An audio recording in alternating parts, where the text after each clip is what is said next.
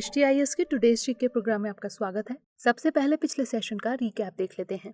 पहला प्रश्न है, Vinda Karandikar life time achievement award से किन्हें सम्मानित किया जाएगा? इसका सही जवाब है रंगनाथ पठारे। अगला प्रश्न है, प्रथम भारत खिलौना मेला कहाँ आयोजित किया जाएगा? इसका सही जवाब है उपरोक्त में से कोई नहीं।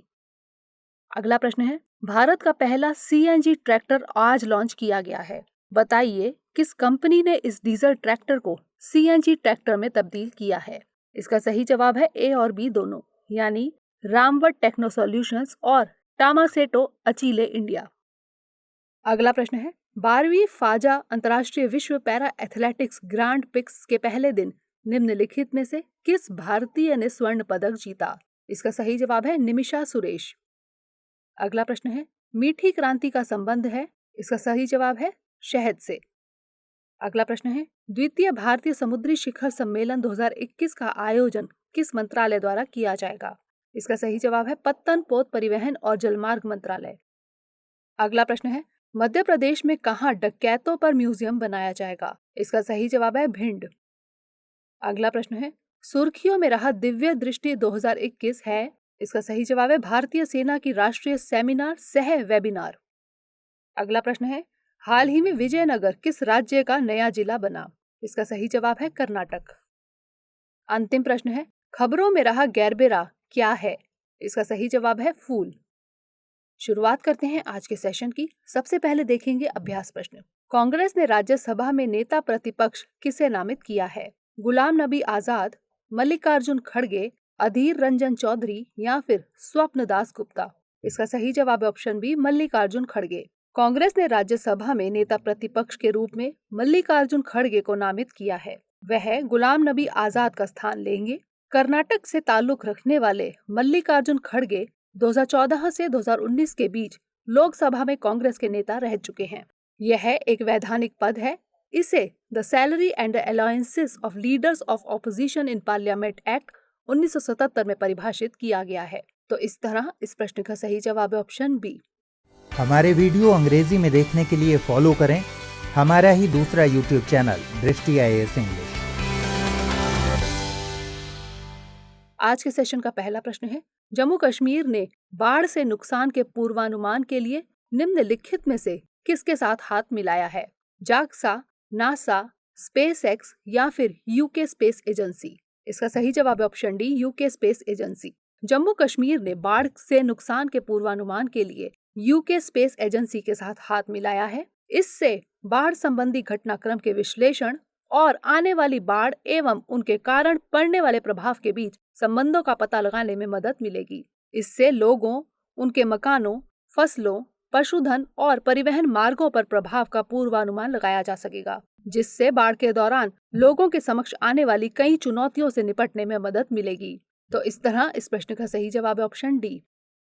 अगला प्रश्न है, देश को स्वदेशी नेविगेशन सर्विस उपलब्ध कराने के लिए इसरो ने किसके साथ साझेदारी की है?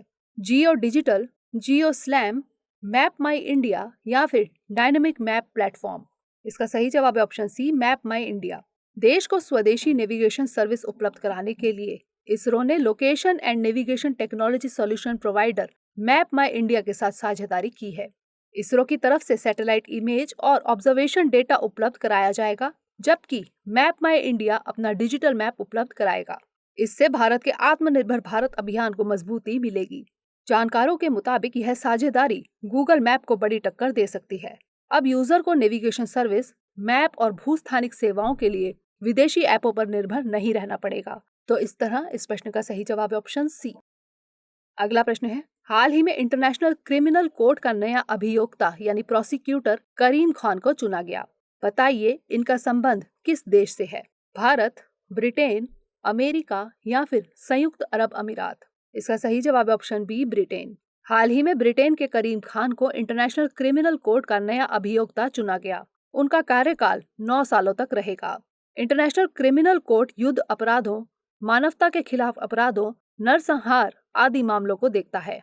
123 सदस्यीय यह कोर्ट लगभग 20 साल पहले काम करना शुरू किया था। इसका मुख्यालय नीदरलैंड के हेग में स्थित है। तो इस तरह इस प्रश्न का सही जवाब है ऑप्शन बी। अगला प्रश्न है, केंद्र सरकार एवं छत्तीसगढ़ राज्य सरकार ने छत्तीसगढ़ के जनजातीय बहुल क्षेत्रों में पोषण आधारित कृषि को बढ़ावा देने के लिए निम्नलिखित में से किसके साथ समझौता किया है? अंतर्राष्ट्रीय मुद्रा कोष, विश्व आर्थिक मंच, वर्ल्ड बैंक या फिर स्टेट बैंक ऑफ इंडिया। इसका सही जवाब है option C, world bank. Bharat सरकार, छत्तीसगढ़ राज्य सरकार और विश्व बैंक के बीच $10 करोड़ की परियोजना पर हस्ताक्षर हुए हैं। इसका मकसद छत्तीसगढ़ के जनजातीय बहुल क्षेत्रों में पोषण आधारित कृषि को बढ़ावा देना है। इस परियोजना के तहत छत्तीसगढ़ के दूर दराज क्षेत्रों में जनजातीय समुदायों को विविधतापूर्ण और पोषण आधारित फसलों का हर साल उत्पादन करने के लिए प्रेरित किया जाएगा।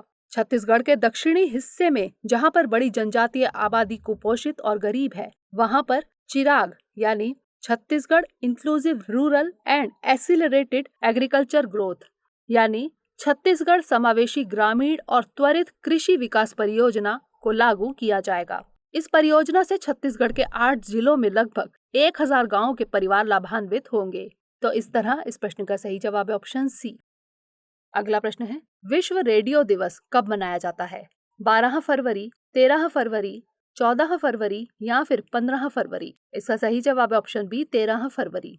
हर साल विश्व रेडियो दिवस 13 फरवरी को मनाया जाता है। यूनेस्को के सदस्य देशों ने 2011 में इस दिवस की घोषणा की थी। हालांकि 2012 में संयुक्त राष्ट्र महासभा ने इसे एक अंतर्राष्ट्रीय दिवस के रूप में स्वीकार किया था। यह दिवस लोगों में एक माध्यम के रूप में रेडियो के महत्व के बारे में जागरूकता बढ़ाने के लिए मनाया जाता है।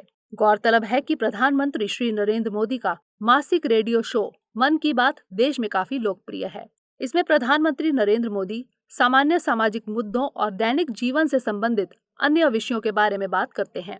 वह समाज के बेहतरी और किसी क्षेत्र में प्रशंसनीय काम करने वाले लोगों का उत्साहवर्धन भी करते हैं। मन की बात का पहला एपिसोड 3 अक्टूबर 2014 को प्रसारित किया गया था। इसके बाद से हर महीने के आखिरी रविवार को रेडियो पर इसका प्रसारण होता है। तो इस तरह इस प्रश्न का सही जवाब है ऑप्शन बी। अगला प्रश्न है, राजस्थान सरकार ने निम्नलिखित में से किस या किन जनजाति या जनजातियों को मनरेगा में 200 दिनों का काम देने का फैसला किया है? सहरिया, खैरुआ, कथौड़ी या फिर उपर्युक्त सभी? इसका सही जवाब है ऑप्शन डी, उपर्युक्त सभी। राजस्थान सरकार ने वित्तीय वर्ष 2020-21 में सहरिया, खैरुआ जनजाति एवं कथौड़ी जनजाति को मनरेगा में 200 दिनों का काम देने का फैसला किया है।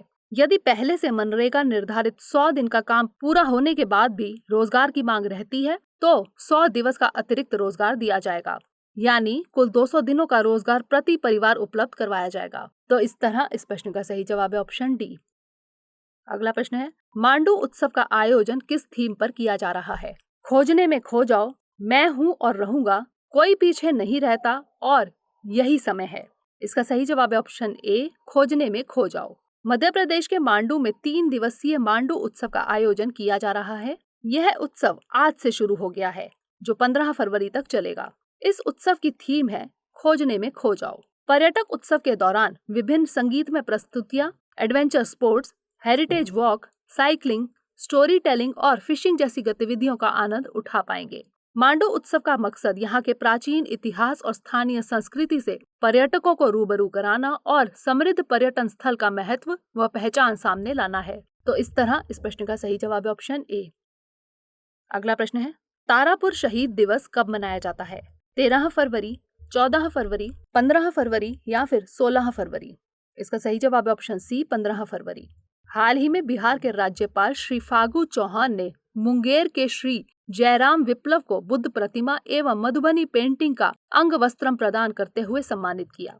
गौरतलब है कि मुंगेर के जयराम विप्लव ने तारापुर शहीद दिवस की ऐतिहासिक घटना को प्रधानमंत्री श्री नरेंद्र मोदी से साझा किया था, जिनका प्रधानमंत्री ने अपने मन की बात में चर्चा भी की थी। तारापुर शहीद दिवस भारत में प्रत्येक वर्ष 15 फरवरी को मनाया जाता है। इस दिवस पर 15 फरवरी 1932 को बिहार राज्य के मुंगेर के तारापुर गोलीकांड में शहीदों को श्रद्धांजलि दी जाती है। 15 फरवरी 1932 को देशभक्तों की एक टोली के कई वीर नौजवानों की अंग्रेजों ने निर्ममता से हत्या कर दी थी।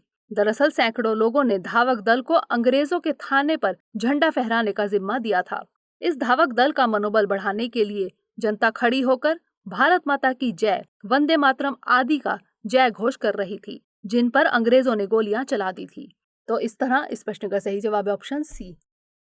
अगला प्रश्न है, युद्धक टैंक अर्जुन मार्क 1A का विकास किसके द्वारा किया गया है? IIT Roorkee, DRDO, IIT Delhi या फिर भारत डायनेमिक्स? इसका सही जवाब है ऑप्शन बी, DRDO। युद्धक टैंक अर्जुन मार्क 1A को DRDO यानी defence research and development organisation द्वारा विकसित किया गया है। आपको बता दें कि अर्जुन मार्क 1A टैंक को भारतीय सेना में शामिल किया गया है। रक्षा मंत्रालय ने लगभग 8,400 करोड़ रुपए की लागत के 118 अर्जुन मार्क 1A टैंकों को भारतीय सेना में शामिल करने की मंजूरी दी है। तो इस तरह इस प्रश्न का सही जवाब है ऑप्शन बी।